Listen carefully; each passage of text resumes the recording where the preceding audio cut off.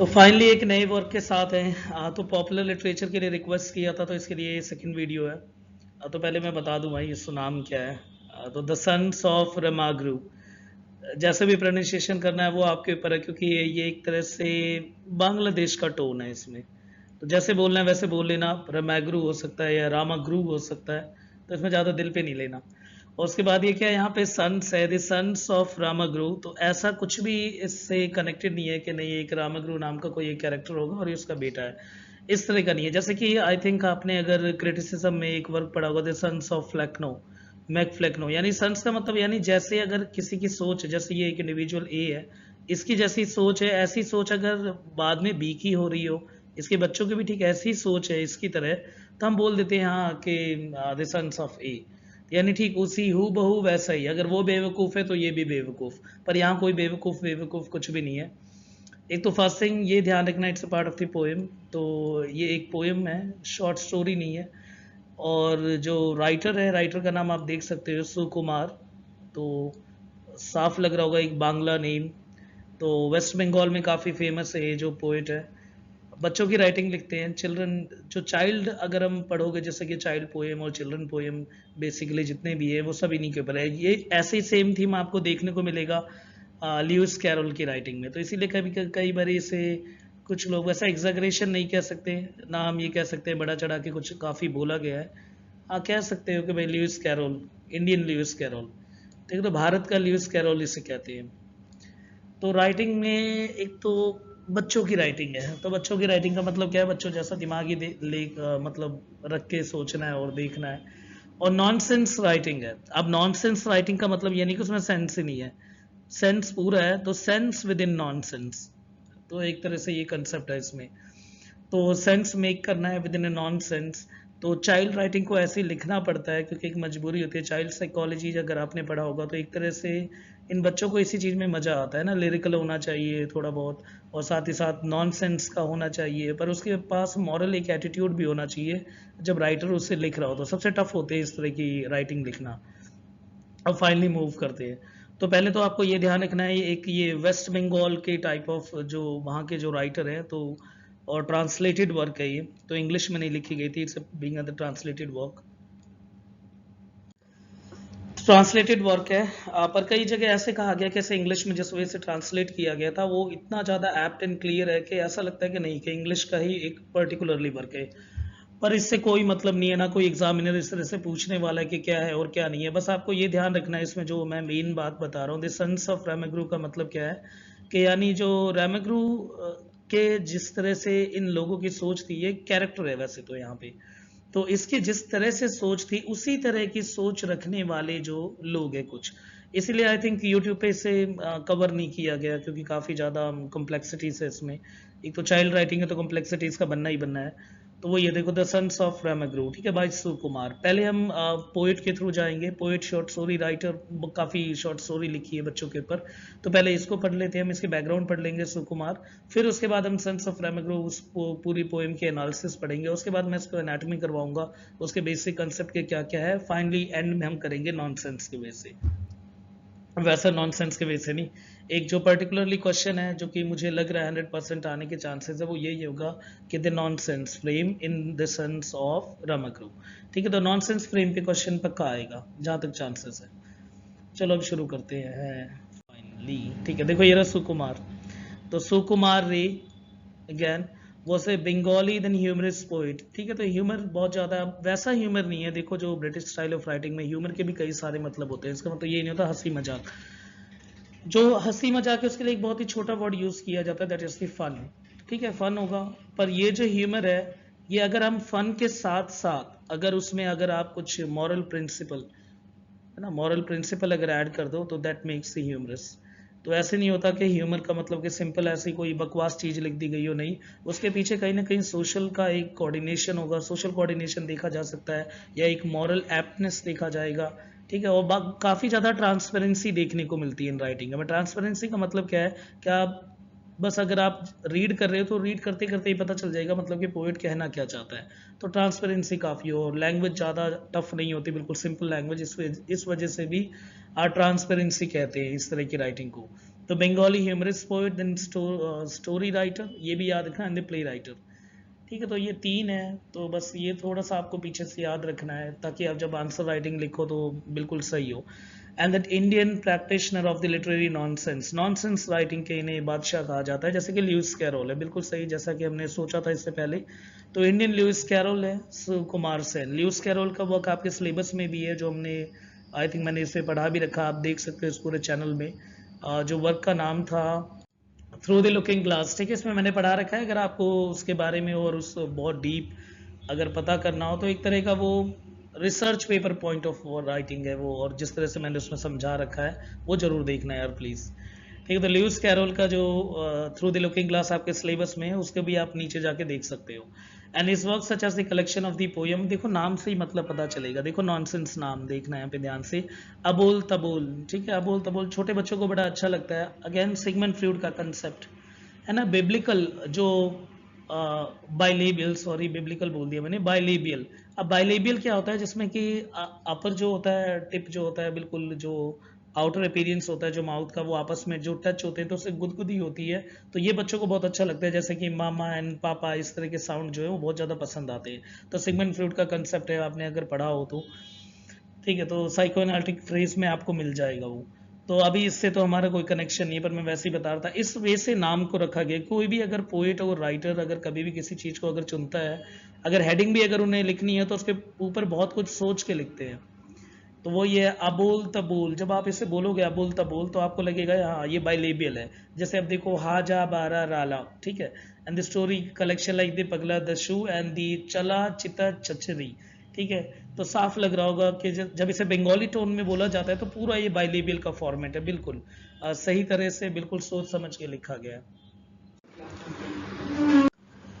Then more than 80 years after his death, कहते हैं कि 80 साल के मतलब मरने के 80 साल बाद तक भी काफ़ी ज़्यादा फेमस पॉपुलर जो राइटिंग थी इनकी, जैसे कि चिल्ड्रन जो लिटरेचर के फील्ड में काफ़ी ज़्यादा फेमस राइटिंग थी। देखो इसमें समझने की क्या बात है मेन, कि फर्स्ट थिंग एक तो बांग्ला राइटिंग में लिखी गई थी सारी राइटिंग। इसमें देख के भी लग रहा होगा कुछ कुछ ऐसे ऐसे वर्ड्स है जो बोले भी नहीं जा रहे, जैसे हाजा बार अला है ना, अबोल तबोल। और सेकंड थिंग क्या है कि इसको जब फाइनली ट्रांसलेट भी किया गया और कुछ इंग्लिश में इन्होंने भी स्पेसिफिक वर्क लिखा था, तो उसमें काफ़ी इस तरह से राइटिंग लिखी थी जिसके पीछे अगर हम बताएं तो मॉरल लेसन बहुत अच्छा है। जैसे अभी जो सिलेबस में उसको भी हम पढ़ने वाले हैं, उसको पढ़ने के बाद मैं पूछूंगा कुछ, फिर समझ आएगा कि कैसे और कितना डीप मीनिंग है उस राइटिंग में। वैसे तो कहते हैं कि नॉनसेंस राइटिंग है, पर स्टिल हम कह सकते हैं उस नॉनसेंस के अंदर बहुत कुछ सेंस है, यानी पूरा सेंसिबल राइटिंग है। और नॉनसेंस इसलिए कह देते हैं कि बच्चों के ऊपर राइटिंग है। मूव करते हैं एक बारी पोएम की तरफ, फिर समझ आएगा सब कुछ। तो ये देखो भाई, the famous children story writer Upendra Kishore Ray और द रे चौधरी को ये कहते हैं कि son of the famous children story writer. अच्छा, स्टोरी राइटर के बेटे थे, ठीक है, and the father of the legendary and the father of legendary Indian filmmaker Satyajit Ray, उनके फादर थे। ठीक है, तो फाइनली ये याद रखना, ये बेटे किसके थे, यानी उपेंद्र किशोर रे के, ठीक है, उनके बेटे थे। और इनके जो फादर है, इनका नाम तो सुन रखा होगा आपने, सत्यजीत राय। ठीक है, और ये फादर थे सत्यजीत राय के, यानी सुकुमार रे जो है ये फादर है सत्यजीत राय के। तो मंडे क्लब नाम का भी इन्होंने एक तरह का वीकली गैदरिंग रखा था, जिस तरह के क्लब है, सब आके मिलेंगे, बैठेंगे, अपने एक्सप्रेस अपने जो भी पॉइंट्स हैं या पोएम में जो जो उन्हें बढ़िया चीज़ लग रहा है या जो भी है उनके दिमाग के अंदर जो आइडियाज़ है उन सबको शेयर करेंगे और उसके ऊपर लिखेंगे। तो एक तरह का एक क्लब भी बनाया था इन्होंने मंडे क्लब नाम से। तो अभी तक तो यहाँ से रिलेटेड कोई भी क्वेश्चन नहीं आने वाला, बस हाँ एक तरह का अंडरस्टैंडिंग होगी आपको कि फाइनली हम किसको पढ़ने वाले हैं, पोएट कौन है और सत्यजीत राय का कनेक्शन क्या है इनके साथ। तो ये है भाई सुकुमार रे। अब चलते हैं वर्क की तरफ। तो फाइनली ये पोएम है, देखो अच्छी तरह से इसको समझना है अब। तो स्टार्टिंग इन्होंने कर रखी है, जैसे कि एक लेटर का पर्टिकुलरली फॉर्मेट होता है, जैसे टू, यानी ये यहाँ पे साफ लिख रखा है टू द सन्स ऑफ रामगुरु, यानी बच्चों के लिए लिखा गया है। और ये मार्कर मेरे से जा रहा है, ठीक है, टू द सन्स ऑफ रामगुरु, जैसे कि लेटर लिखते हैं ना, जैसे टू द एडिटर वगैरह इस तरह से। तो ऐसे यानी उन बच्चों के लिए है जो कि रामगुरु के बच्चे, यानी उसके कोई बच्चे नहीं है, यानी उस तरह की सोच वाले लोगों के लिए लिखा गया है जो रामगुरु की तरह जो सोच रखते हैं और जो उनके जैसे जो सोच रखने वाले। तो ये ऐसा कोई कैरेक्टर नहीं है, कोई हिस्टोरिकल कैरेक्टर नहीं है, एक तरह का ये फिक्शियस कैरेक्टर है जिसको कि ऐसे बना दिया गया है। पर यहाँ पे लिखा गया जो इस तरह के सोच रखते हैं, रामागुरु जैसी सोच रखते हैं, उनके बच्चों के लिए ये जो पोएम है इसको अगेन डेडिकेट किया गया है। इसीलिए स्टार्टिंग लाइन ऐसे लिख रखी है जैसे टू द सन्स ऑफ रामागुरु, यानी रामागुरु के सोच रखने वाले लोगों के लिए ये पोएम है। अब क्या लिखा हुआ देखो इनमें, to the sons of Ramgoru, the laughter is a taboo, यानी इन जो यानी सन्स ऑफ रामागुरु यानी इस तरह के लोग रामागुरु की तरह, जैसे यानी यार जो मैं बताऊंगा यही सेम जो क्वालिटीज है वो रामागुरु के अंदर भी होंगे और वही सेम उनके अंदर होंगे जो उसे फॉलो करते हैं। जो भी रामागुरु को फॉलो करेंगे यही सारे गुण उनके पास भी होंगे।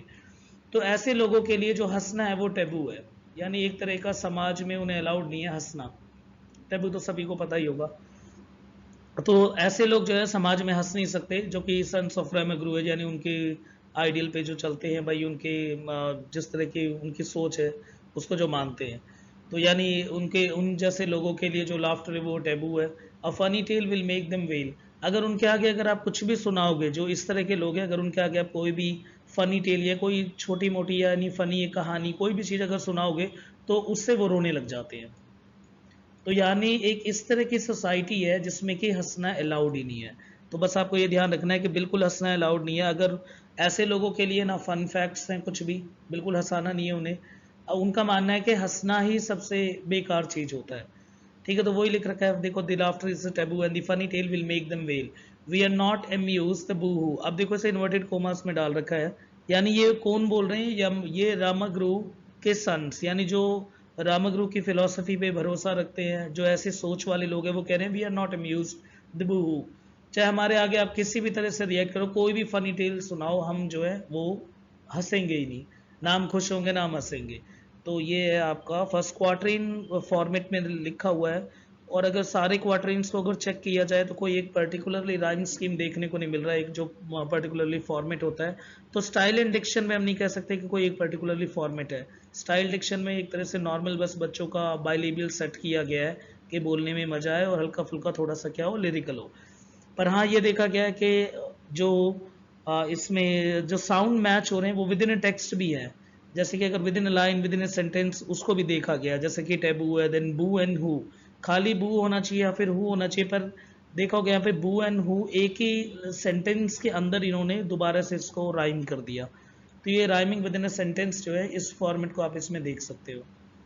अब देखते हैं नेक्स्ट में, यानी फर्स्ट वाले में सिंपल ये बात पता चल गई, यानी टू द सन्स ऑफ रामागुरु लिखा हुआ है और उन्हें ये बता रखा है कि जो ऐसे लोग हैं इन्हें हंसना बिल्कुल पसंद नहीं है, इनके लिए हंसी जो है वो सोसाइटी से बिल्कुल, सोसाइटी के प्रोटोकॉल्स के अगेंस्ट है, यानी समाज अलाउड नहीं करता इन लोगों को कि हंसे वो। और उसके बाद अगर कोई इन्हें कहानी भी सुना रहा हो फनी टाइप की, तो वो इन्हें लगता है, वो उन्हें बहुत अजीब लगता है, इसके लिए वो रोने भी लगते हैं या चिंगाड़ने लग जाते हैं। फिर वो खुद ही कह रहे हैं, यहाँ पे देखो जो इन्वर्टेड कोमास में वो खुद कह रहे हैं वी आर नॉट अम्यूज बू एंड हु, हमारे आगे चाहे कुछ भी बोल लो हम खुश नहीं होंगे। ठीक है, अब चलते हैं सेकंड क्वार्टर पे।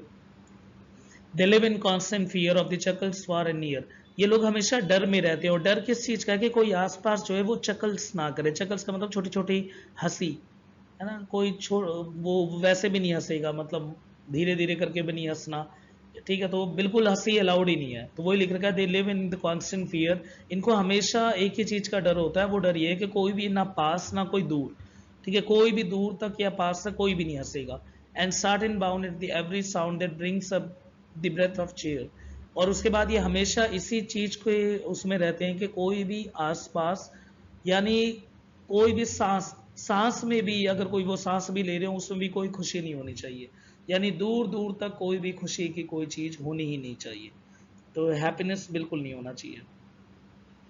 तो फर्स्ट में देखा हमने कि किस तरह से मना कर दिया कि कोई भी हंसेगा नहीं और ना कोई खुश होगा। ऐसे सेकंड में भी सेम बता रखा, ना कोई खुश होगा, क्योंकि इस तरह के लोगों का मानना है कि खुश होना जो है वो सही बात नहीं है। Their peace of the mind forfeiting and they sit and they keep repeating, इनका जो दिमाग जिस तरह से इन्होंने अपने जो शांति बना रखा है एक दिमाग के लेवल पे, और फिर लिख रखा दे sit and they keep repeating, ये हमेशा ये जो लोग हैं बैठे रहते हैं, शांत बैठे रहते हैं और एक ही चीज को रिपीट करते रहते हैं। वो क्या चीज है, we believe in all the grieving the happiness is splitting, इनका मानना है कि हम सब लोग जो है, हम सब का मानना ये है कि जो खुशी के जो पल होते हैं वो बहुत ही कम होते हैं, यानी थोड़ी देर के लिए होते हैं, जबकि जो सैडनेस है वो एक लंबे समय तक रहती है। तो खुशी को एंजॉय ही क्यों करना है, तो खुशी को एंजॉय करना एक पाप है। अगर हम खुशी को एंजॉय अगर करना शुरू कर दिया अगर हमने, तो इसका मतलब ये है कि हम फिर उसके उसमें आ जाएंगे। फिर धीरे धीरे क्या होगा, आगे जाके हमें समझ ही नहीं आएगा कि किस तरह से रिएक्ट करना है। तो इस तरह से इन्होंने इस तरह से पोएम लिखी गई है कि यानी ज़्यादातर इंसान की लाइफ में जो है वो दुख के पल होते हैं, तो खुशी के पल उसे एंजॉय करना ही नहीं चाहिए, वो पाप है। क्योंकि उसे अपने आप को किस चीज़ में ढालना है कि वो दुख में रहना सीख ले। अगर इंसान दुख में रहना सीख लेंगे तो यानी फिर उनके अंदर सर्वाइवल वाला मैकेनिज्म पूरा आ जाएगा। तो यानी दुख में रहना सीखना है, सुख में नहीं रहना। तो जब भी अगर खुशी के पल आए तो उसे इग्नोर करो और हंसना ही नहीं है, कोई आदत भी नहीं डालनी जिससे कि हम उस चीज़ को महसूस कर सके या फिर हंस सके। तो एक बहुत ही फिलोसफिकल राइटिंग लिखी गई है भाई। ठीक है, तो ये हमारे पास थर्ड क्वार्टरिन है, इसमें भी वही वाली बात है। ये दोनों लाइन बहुत इंपॉर्टेंट है, जैसे we believe only in the grieving and the happiness is fleeting. तो इसका मतलब मैंने बता ही दिया कि हम सिर्फ दुख मनाने में भरोसा रखते हैं, जबकि हमारे लिए जो खुशियाँ हैं वो ऐसे पल हैं जो कि जल्दी ही निकल जाएंगे। इसीलिए इंसान को खुशी नहीं मनाना चाहिए, उसे दुख में अपने आप को ढालना सीख लेना चाहिए। अब जो नेक्स्ट क्वार्टर है, जैसे कि देखो इसमें they shun the summer breeze and that whispers through the trees and the for fear the stir of the leaf and the bird and their funny bones your tease. अब देखना इसका मतलब भी अच्छे से समझना कि इस वाले क्वार्टर में दोबारा यहाँ पे ये समझाया गया कि देशन का मतलब होता है छोड़ देना।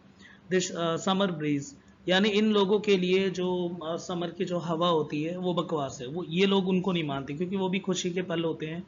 तो वो इन लोग ये जो हैं जो द सन्स ऑफ रामगुरु है, यानी इस तरह के सोच रखने वाले लोग जो रामगुरु को एक तरह से आइकन मान के चलते हैं, तो उनका मानना है कि समर ब्रीज वगैरह ये सब कुछ बकवास है। ठीक है, that whisper through the trees, जो कि जब हवा चलती है गर्मियों में तो उसके बाद जो पेड़ के बीच में से जब हवा निकलती है तो उसमें आवाज़ आती है। तो इनका मानना है कि वो सब कुछ बकवास है क्योंकि ऐसे पल जो हैं वो खुशियाँ लेके आते हैं दोबारा से लाइफ में। For fear the stir of the leaf and the bird their funny bone should tease. फिर ये कहते हैं कि नहीं, वो इनके अंदर सिर्फ एक ही चीज़ है कि जिस तरह से पत्ता और उसके साथ जो बुर है, इसका मतलब होता है फाइंडी सीड का एक आउटर शेल, तो कोई बीज है उसके बाहर का जो शेल होता है, और ऐसे ही कुछ ऐसे पत्ते जो कि फिक्स होते हैं इस तरह से। या फिर their funny bone should tease for fear the stir of the leaf and the burr. इनका मानना है कि लीफ और बुर जिस तरह से स्टिल रहते हैं, ये हिलते नहीं है, इन्हें हवाएं ज़्यादा हिला नहीं सकती। जैसे आउटर कोटिंग जो होते हैं वो सीड के, और कुछ लीफ जो होते हैं बहुत ही ज़्यादा वैसे स्टिल फिक्स हो जाते हैं इस तरह का, तो ये सब हिलते नहीं है। तो their funny bone should tease. तो अगर इस तरह से हमें लाइफ को लीड करना चाहिए कि जिसमें कि स्टिलनेस होना चाहिए, ना कि ऐसे कि समर ब्रीज हवा चल रही है और उसके बाद उसके उसके साथ कुछ पत्ते जो हैं वो हिल रहे हैं और वो आवाज़ कर रहे हैं, वो सब नहीं अलाउड है। बल्कि वो चीज़ अलाउड है जिसमें कि स्टिलनेस हो, जैसे कि outer shell of the seed वो, या लीफ, कुछ ऐसे लीफ जो कि स्टिल हो वो। And their funny bone should tease.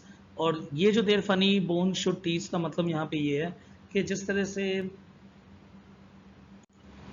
ये फनी बोन्स का यूज कर रखा है यहाँ पे, ये जो फनी बोन्स है, अगेन अगर मैं ये बोलूँ तो ये जो सन ऑफ रामगुरु है, जो उनके जिस तरह से बताया गया कि ये जो लोग होते हैं, देखो पर्टिकुलरली ऊपर जो मतलब देख रहे हैं कि जो खुशी के पल है, ये पहले दो जो हैं ये खुशी के पल है, और बाकी जो दो हैं कि ये सैडनेस को और ग्लूमी डेज को दिखा रहे हैं। तो यहाँ पे दो मतलब निकल के आ सकता है। पहले तो ये ध्यान रखना है टू द सन्स ऑफ रामगुरु के हिसाब से कि जो जो रामगुरु की सोच रखने वाले जो लोग हैं, ये लोग जो होते हैं ये समर ब्रीज को फील नहीं करते हैं, ना ये समर में बाहर जाते हैं। और उसके बाद that whisper through the trees, क्योंकि इन्हें ऐसा लगता है कि जो हवाएं जो पेड़ के पत्तों में से निकल के जाएंगी उनकी वजह से क्या होगा, और जो हवा जो पत्ते हिलने लग जाएंगे, तो उनको देख के कहीं ना कहीं इनके फनी बोन्स जो है वो शुड टीज, कहने का मतलब है उनकी शक्ल पे कहीं ना कहीं हंसी आ सकती है। तो फनी बोन की वजह से ऐसा लगता है कि ये जो कैरेक्टर है यानी द सन्स ऑफ रामागुरु है, उनके ऊपर ये बेसिकली लाइन भी साइन कर रखी है। यानी ये जो लाइन है उन्हीं को रिप्रेजेंट कर रही है कि ये जो लोग हैं जो सन ऑफ रामागुरु हैं, ये लोग बाहर नहीं निकलते समर ब्रीज में, क्योंकि इन्हें लगता है कहीं ना कहीं कि जो हवा निकल रही है समर में जो हवा निकलती है वो अगर पेड़ से होती हुई और पत्तों को हिलाती हुई, उनको देख के कहीं ना कहीं इनके फनी बोन्स यानी मुंह का जो जाबड़ा जुबड़ा से टाइप का जो होता है ये ना हिलने लग जाए और इनको हंसी ना आ जाए, या थोड़े पल के लिए भी नहीं हंसना। तो यहाँ पे देखा गया कि किस तरह से ये प्रेजेंट किया गया है। ठीक है, तो ये ध्यान रखना है टू दिस सन है, ये सन से रिलेटेड है ऑफ द रामागुरु। तो पहले वाले क्वार्टर में ये बता रखा था कि उनके लिए लाफिंग जो है उनके लिए, या जो लाफ्टर उनके लिए जो है वो टैबू है। और उन्होंने साफ बोल रखा है वी आर नॉट अम्यूज, कि हम कभी भी हंसते नहीं हैं इन छोटी छोटी बातों पे, क्योंकि हमारे लिए हंसना एक तरह का सिन है, पाप है। और फिर उस सेकंड वाले क्वार्टर में उन्होंने बताया कि वो सिर्फ बचते हैं कि धीरे से भी ना हंसे, वो चकल फार नियर, दूर और पास कहीं भी, और वो सांस भी इस तरह से लेना है कि उसमें भी खुशी ना हो। तीसरे में उन्होंने क्या रखा है कि वो अपने दिमाग को बिल्कुल शांत रखते हैं, वो इसी चीज़ पे भरोसा करते हैं कि जो लाइफ है, लाइफ में जो सैडनेस है और जो ग्लूमी डेज होते हैं वो उनका एक्सटेंशन काफ़ी लंबा होता है, जबकि जो हैप्पीनेस का फेज़ होता है बहुत ही शॉर्ट होता है। इसीलिए ज़्यादातर वो अपने आप को उसमें ढाल रहे हैं जिसमें उन्हें अपने लाइफ को पूरा निकालना हो, तो उसी में वो अपने आप को एडजस्ट कर रहे हैं। फिर उसके बाद है कि समर ब्रीज में वो लोग बाहर नहीं जाते, उन्हें पता है हवाएं निकल सकती है इधर उधर, जिसकी वजह से उन्हें देखे कहीं ना कहीं उनके जो चेहरे के जो बोन्स हैं उसमें कहीं ना कहीं खुशी के वो पल ना आ जाए। तो ये है 4 क्वार्टरिंग्स, इसका मतलब आपको अच्छी तरह तो आ ही गया होगा समझ। अब चलते हैं नेक्स्ट पे, वैसे तो इंटरेस्टिंग है पूरी poem. They keep a wary eye on the autumn sky and for the sign of the mirth above the earth in a forming cumuli या cumuli, ठीक है जैसे बोलना है बोल लो। तो इसका मतलब देखो, अब ये नेक्स्ट क्वार्टर है, इसका मतलब समझना है कि they keep a very I, वो हमेशा उनकी आंखें इस चीज़ को नोटिस करती रहती है कि ऑटम में यानी जो स्काई है यानी आसमान में जो बादल है वो बादल इस तरह से नहीं बनने चाहिए। देखो जो ये क्यूमली है, इस क्यूमली को समझो, CUMULI या क्यूमलाई बोल लो कुछ भी। ये एक ऐसे क्लाउड्स होते हैं, ऐसे क्लाउड्स होते हैं जो कि अलग अलग शेप को बनाते हैं, ठीक है। अगर क्लाउड्स की स्टडी कर रखी हो तो ये जो क्यूमुलाई क्लाउड्स है ये ऐसे क्लाउड्स होते हैं जो अलग अलग शेप को बनाते हैं। कहीं गलती से इन्होंने स्माइल जैसा शेप ना बना ले, अगर ये स्माइल वाला शेप बना लेंगे तो इसको देख के कहीं इन्हें हंसी ना आ जाए, और हंसना तो अलाउड है ही नहीं बिल्कुल भी। तो इसीलिए ये लोग जो हैं वो काफ़ी नज़र रखते हैं इसी के ऊपर के गलती से भी क्यूमुलाई इस तरह से डिज़ाइन ना बना ले, या क्यूमुलस क्लाउड्स जो हैं वो इस तरह से डिज़ाइन ना बना ले जिससे कि इनको हंसी आ जाए। The darkness of the night brings them no respite as the fireflies extemporize and their dances of delight। तो इस वाले को देखो फाइनली, जो डार्कनेस ऑफ द नाइट है यानी रात को भी the brings them no respite, रात को भी ये अपने आप को हल्का फुल्का रेस्ट भी नहीं देते, क्योंकि इन्हें पता है कहीं ना कहीं कोई फायर फ्लाइज यानी एक तरह के जुगनू बुगनू टाइप के ये भी बाहर निकल के ना आ जाए, और अगर ये चमकने लग जाएंगे तो उनके डांस को देख के कहीं ये खुश ना हो जाए। तो ये भी बैन है, खुश नहीं होना किसी भी एंगल से, क्योंकि जैसी अगर खुशी होगी तो इनके जो प्रोटोकॉल्स है, जो इनके रूल्स हैं वो कहीं ना कहीं टूट जाएंगे। ये भी समझ आ गया होगा। उसके बाद नेक्स्ट पे चलते हैं अब। Those of who are the jolly and feel to voice the folly must not refuse the Ramagurus their right to melancholy।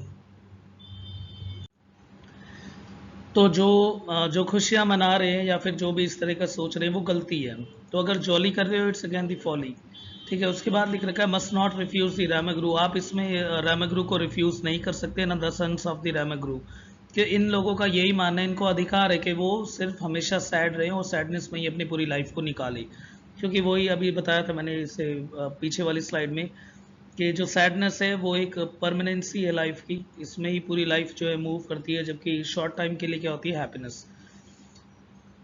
अब जो लास्ट है, ये लास्ट क्वार्टर रह गया हमारे पास। The Ramakrishnan, the lyre and the brevet of the sun and the air is doomed to be the monastery of the permanent despair। ये important है again.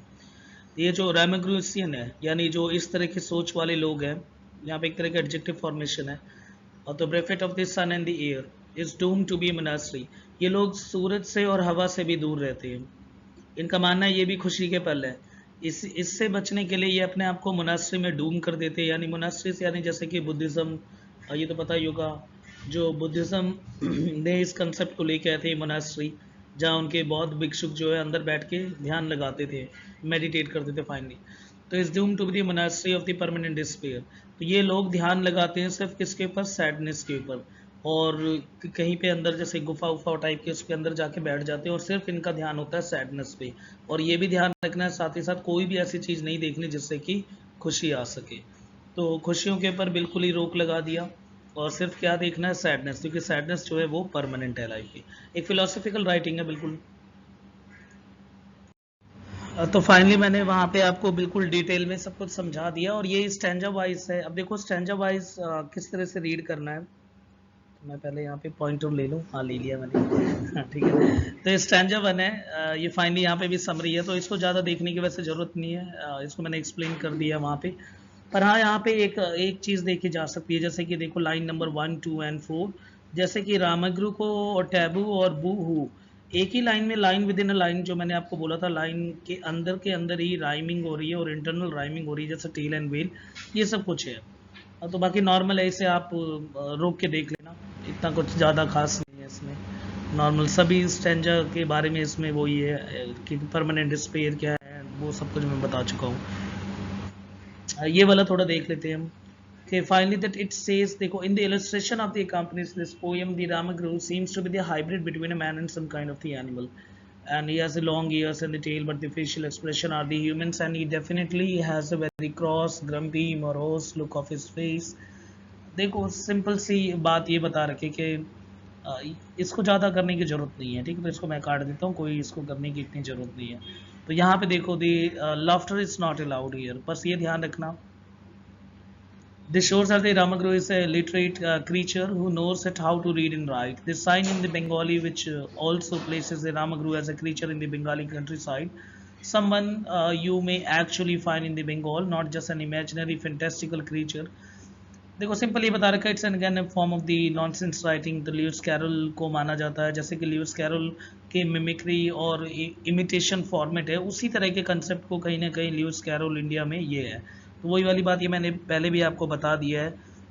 बाकी ये इसमें जो मेन है वो मैंने नेक्स्ट स्लाइड में लिखा हुआ है, देखो finding the sense behind the nonsense, ये इंपॉर्टेंट है। तो नॉनसेंस लिटरेचर का एक ये पार्ट है, कहा जाता है कि सन मैक्रोकॉस्म ऑफ द चिल्ड्रन लिटरेचर, के कहते हैं चाइल्ड की जो लिटरेचर होती है उसमें ये मेन पार्ट माना जाता है नॉनसेंस राइटिंग को। क्योंकि मेन क्या है, देखो हमें फन भी क्रिएट करना है, और वो फन ना हो क्या सन ह्यूमर हो, और ह्यूमर के साथ साथ हमें उसमें कुछ ना कुछ एक एडवांटेज जरूर देना चाहते हैं, बच्चों को कुछ सिखाना चाहते हैं।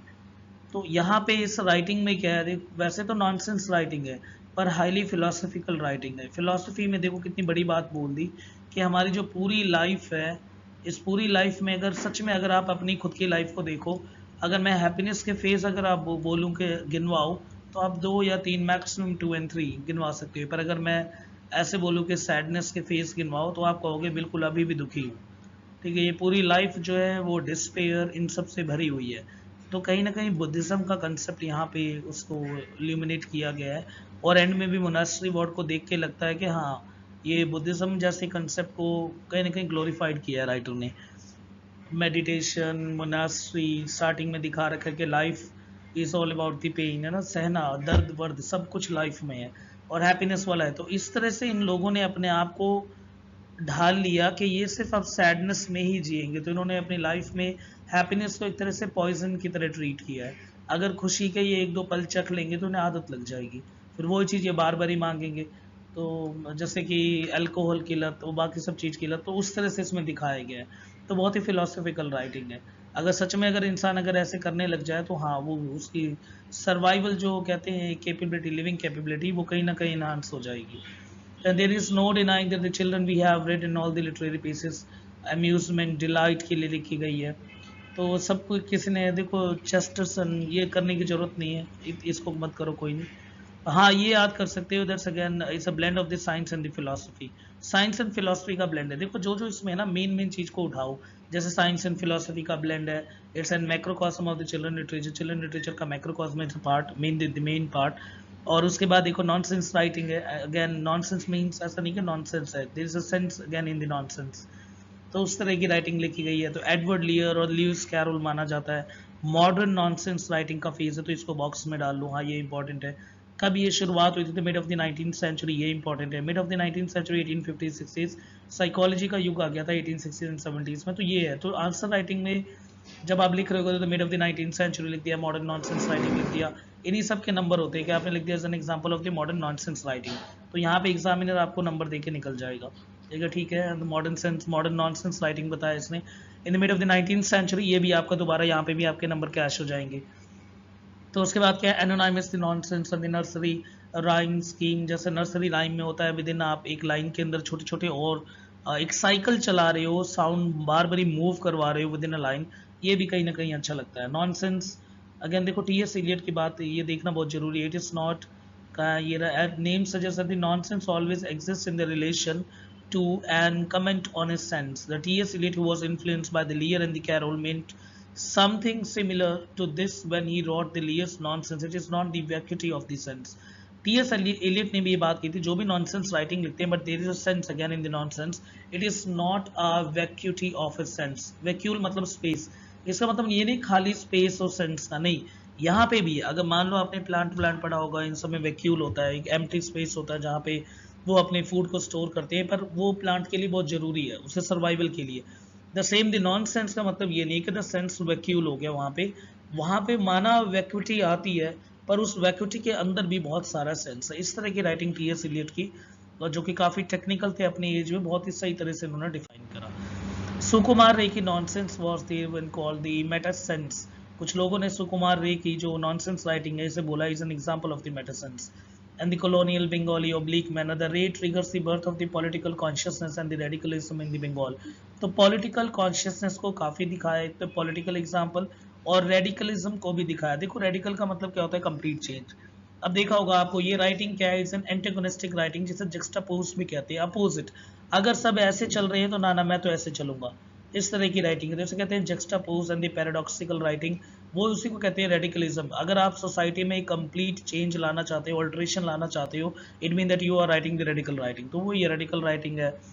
कहीं ना कहीं एक्सप्लोटेटिव, अनजस्ट, वायलेंट, इन सब के अगेंस्ट लिखा जाता है इन चीज़ों को, और इनके पीछे काफ़ी वो होता है। तो कभी भी आप एंटेगोनिस्टिक या जक्सटापोज राइटिंग या रेडिकलिस्टिक राइटिंग लिखते हो, तो that needs a lot of the effort and also बहुत ज़्यादा दिमाग चाहिए, that needs a think tank type of mind, है ना। तो ऐसा दिमाग होना चाहिए कि बहुत बड़ा आपकी सोच हो, रेंज काफ़ी अच्छा हो आपका, काफ़ी आप एक तो थीम इनका ढूंढना बहुत मुश्किल होता है। देखो इस राइटिंग का थीम क्या है कि दुख रहना है, हमें दुखी रहना है ना, सुख नहीं रहना, और सुखी नहीं रहना कह रहा जिसे।